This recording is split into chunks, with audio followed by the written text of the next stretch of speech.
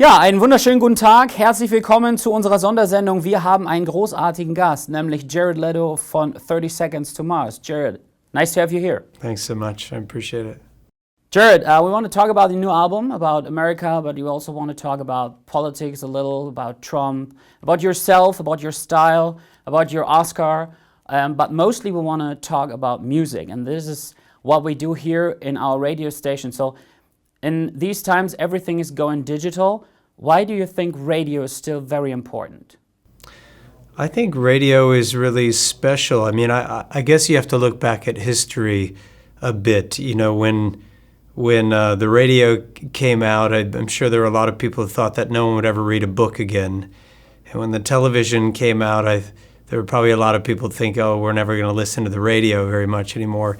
And I think technology continues to introduce new mediums, ways for people to consume information. But what I think is really special about radio is, especially from the artist point of view, is it's ubiquitous, and it's also a way to get to know a song that's quite unlike any other way. Radio can become a part of your life, whether you're sitting in a friend's car, if you're walking through the supermarket, if you're at home, or someone wants to have background music. You can start to hear a song in many different places, and you may not even like the song at first. You may not even like the song for a year or two.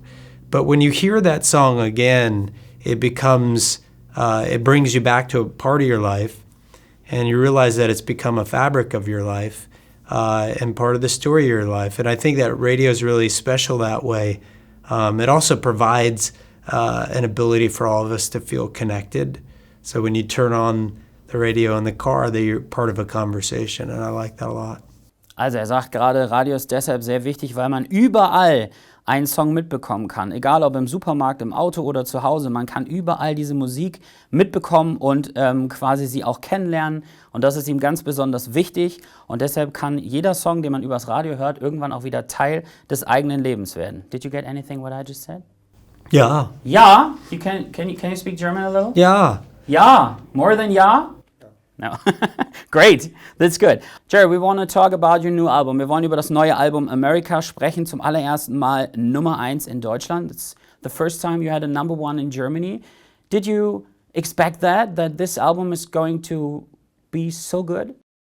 No, I didn't. I didn't expect it at all. And, we didn't expect this incredible journey that we've had in Germany. Really, it started about 2007, 2008, around then, when we started to come more often to Germany, and now it's become such an important place for us. When we come to Germany, we feel very much at home, and we love it here. I think we've played, maybe 25 different cities in Germany, which is a lot for an American band. And even this year, I think we played a dozen different cities already, and we absolutely love it. I don't think we ever expected the success that we've had here, and it's really special. We don't take it for granted. We have a lot of gratitude. We're very, very thankful for it. Also sagt, dass damit nicht gerechnet hat, dass das Album so einschlagen würde. Generell lieben die Leute in Deutschland seine Band, und das findet er natürlich auch großartig, freut sich darüber sehr, hätte das niemals gedacht. Wir sind gespannt, warum dieses Album so gut geworden ist. Jared, why do you think this album is very, very good? Well, this album's important to my brother and I for a number of reasons. It's our 5th album, which we never expected to be making a 5th album. It's called America, which is pretty intense, heavy, pretty loaded title.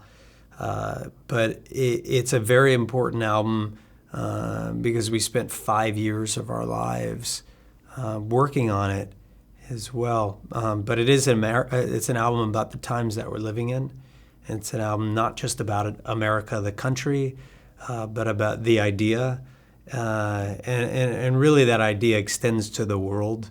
It asks big questions like, who are we? What type of people do Yeah. we want to be? What type of future do we want to build for ourselves? But it's also a really personal album as well. And it was an incredible journey to make it. Also er sagt, es ist ein ganz besonderes Album für ihn und seinen Bruder Shannon, weil sie eben 5 Jahre daran gearbeitet haben und weil sie eben auch gesagt haben, wir nennen das Amerika, was für uns ja auch, wenn man in Amerika wohnt, relativ krasser Name ist. Da ist ja auch eine Menge Druck mit verbunden. Und deshalb sind sie froh, dass es jetzt wirklich auch so gut ist. Und es geht daran sehr viel um Politik. Jared, America is very political. Do you want to wake up the people a little and say hello? Do you see what is happening here in America, or what was your intention? Oh, wait 1 second. I think you got your napkin. Thank you. That's professional. That's all right, courtesy. Okay. Like that is in the TV too. Yes. Okay, wir fangen nochmal an, Ja. ne? Foo Fighters mit Learning to Fly. Jared Leto ist bei uns und wir reden weiter über das neue Album über America. Das ist sehr politisch. Da wollen wir jetzt natürlich mal wissen, warum hat er das gemacht, Jared? America is very political. What do you want to wake up the people and say hello? Do you see what is happening here, or what was your intention? Well, I think we made an album that was, yes, political, but also social and incredibly personal too. It's a fascinating time to be an artist. There's a lot to talk about. There's a lot to examine, a lot to debate. And it's a really important time that we're living in. For so many people, not just in America, but around the world, it's a time of instability and uncertainty, politically and in other ways. So we took this opportunity to make an album about who we are, the times that we're living in, and we're really proud of it.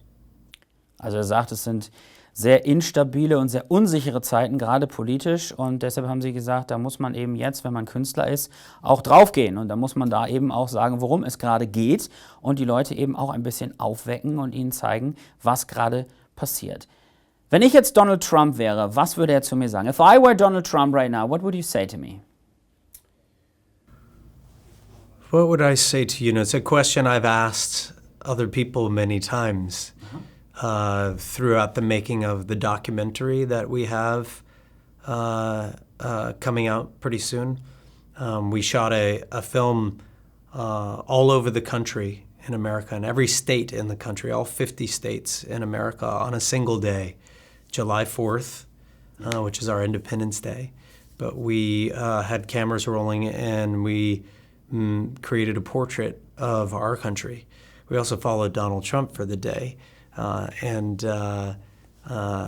It's I hope it'll be out in a few months, but there are a lot of questions that I would ask. Like what? What are you thinking? What do you think? No, man. I mean, I think he's it's.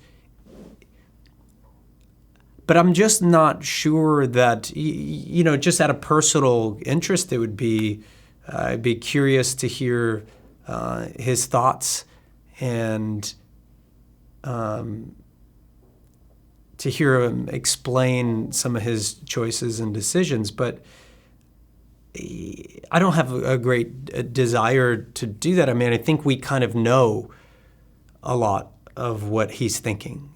It's unique. He's unique as a president because he tells the world what he's thinking and feeling all the time. So I'm not sure that there are a lot of unanswered questions from my point of view, for me personally. But I'm sure it would be interesting.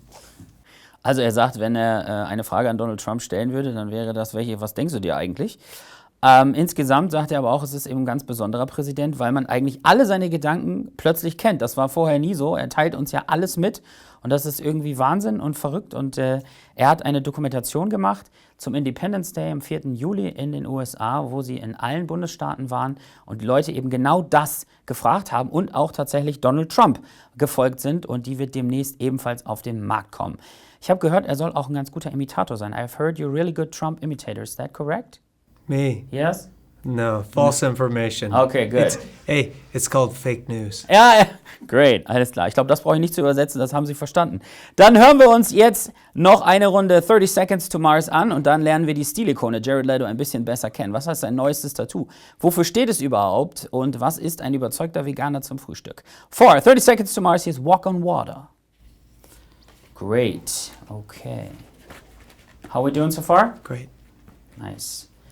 Next thing, we go to get you to know a little more. Is that right? Okay. Ich wünsche einen wunderschönen Mittwochnachmittag mit unserem Ehrengast in dieser Stunde. Jared Leto von 30 Seconds to Mars is here. Jared, nice to have you here again. Hello. Thanks, man. We want to get to know you a little better. What's your newest tattoo and what does it stand for? My newest tattoo, I think it's on my back.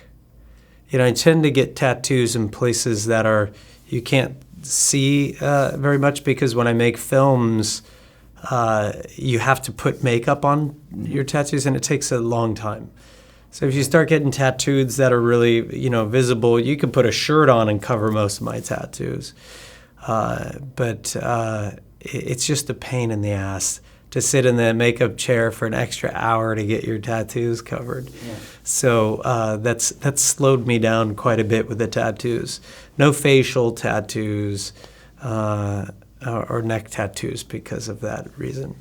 Okay, er sagt also, seine Tattoos sind meistens an Stellen, die man nicht wirklich sehen kann, weil wenn er einen Film dreht, muss er die alle komplett covern. Das heißt, da sitzt er eine Stunde extra für jedes Tattoo bei der Make-up und das macht ihn fertig und deshalb hat er tatsächlich jetzt nicht mehr ganz so viele Tattoos gemacht. Jared, I got some little personal questions for you because you're, let's face it, an interesting and inspirational guy.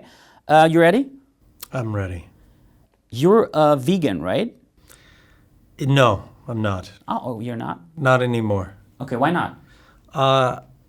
Because I don't follow, I just don't want to be categorized with any kind of labels. Uh-huh. So because I find people just get too annoying.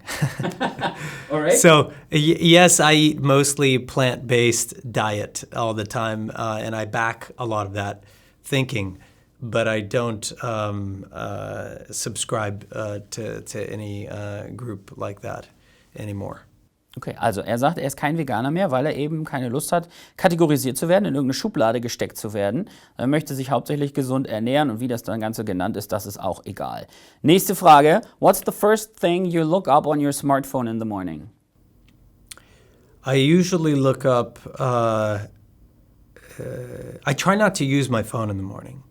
And that's a big one, I think, for mental health, is to honestly to not check the phone for a little while in the morning and maybe do some physical activity or do some meditation to just start the day on the right foot. So I recommend that highly. Okay, also er sagt, er versucht morgens gar nicht auf sein Smartphone zu gucken, weil das einfach gar nicht gut ist für den Körper, sondern vielleicht erstmal ein bisschen Sport zu machen, meditieren, erstmal reinkommen in den Tag und nicht gleich mit dem ersten Blick aufs Smartphone gleich wieder voll in die Welt einzusteigen. Where do you keep your Oscar? I don't know where it is right now, to be honest. I had it in my kitchen. Uh-huh. Where exactly? And then I moved. All right. So it got packed up, and I guess it's in storage or something. I don't know. Also I should probably find it. Maybe, ja. Also er hat gesagt, er hatte seinen Oscar eigentlich in der Küche stehen und dann ist er aber umgezogen und jetzt weiß er nicht, wo er ist. Und weil er ihn nicht finden kann, ist er ziemlich sicher. But the first night when I got the Oscar, I remember it was at the parties after I won, and you pass it around, people are looking at it at the party. At 1 minute, it just disappeared, and you're like, well, I guess I'll get it back at some point. It goes around the room. And did you? Yeah, I got it back. Okay. It was all scratched up, too, by the end of the night. But I heard this year, this last Oscars, people like, hey, they take pictures with it? People pass it around. there was a guy that walked out with somebody's, Frances McDormand's Yeah. Oscar, like Right. stole her Oscar. He got arrested for it too. Nice. Is that crazy?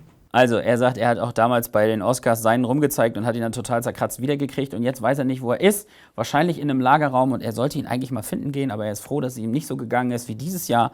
Weil da ist tatsächlich ein Oscar rumgezeigt worden. Und dann ist einer damit direkt abgehauen und wurde dafür auch in den Knast gesteckt. Da hatte er Glück gehabt, dass das ihm nicht passiert ist. So, you're a style icon. Do you have some kind of advice for me, except stop sweating? Yeah, always match the chair you're sitting on. This is good for me. I'm blue and the chair's orange. Yeah, you're not matching. Ah, okay. So I have to wear orange? Yeah, So, okay, great. orange or red. Or red. No, I don't have any advice. I you know, my fashion advice is just to not, just don't give a shit. You know, you do whatever you want to do, and just be comfortable. Auch das braucht man eigentlich nicht zu übersetzen. Er sagt, mach einfach, wo man sich wohlfühlt und don't give a shit hat, glaube ich, auch jeder verstanden. Today you're on stage in Hanover. Our super fan, Natalie, is standing right next to you for one song. What can she expect from that? Does she know yet? Yeah. Okay. She's excited like hell. Yeah, well, there's going to be a lot of people there, so it should be pretty exciting, pretty spontaneous too, and I hope unforgettable and a lot of fun. It's always loved to bring people on the stage. Yeah, I have a chance to see the experience or feel the experience or have the experience through their eyes, through their perspective for a moment. And it's always a really fun part of a show when we do something like that. But tonight is going to be awesome. Also er sagt, sie kann sich auf richtig was freuen. Es werden jede Menge Leute da sein. Er wird da sein, er wird sie auch ein bisschen an die Hand nehmen. Und er selber findet das super, wenn die Leute mit ihm auf der Bühne stehen und quasi dieses ganze Konzert nochmal durch ihre aufgeregten Augen zu sehen, das ist für ihn was ganz Besonderes. Last thing, you said on stage that you will shave your beard while touring. How are the chances that you do it today? To shave the beard. Yeah, you said that you will do it. You will beard To down. leave my beard hair in you your know, city seems disrespectful. I you could got help it. you if you like. Is that brand new or used? This is brand new. Okay, We bought it just checking. Just for today. You So- always want to use a new trimmer, Yeah, it is. not an old one. I swear. There you go. Well, you know what? Maybe I'll take that with me and do a little grooming before the show. We'll see. But I did. You know what? Nobody notices. I cut my beard off. It was so long. Yeah, we know. You know. Yeah, we Okay. noticed that. Okay, but Because- nobody notices. It seems like I keep cutting more and more and more. So you want to have it? Yeah, I think maybe Here. I'll go for a little bit Yeah. of a bushwhack tonight. Okay, we're very we were looking forward to see you on the stage today Great. with less beard. Yeah. This is how it works. Nice.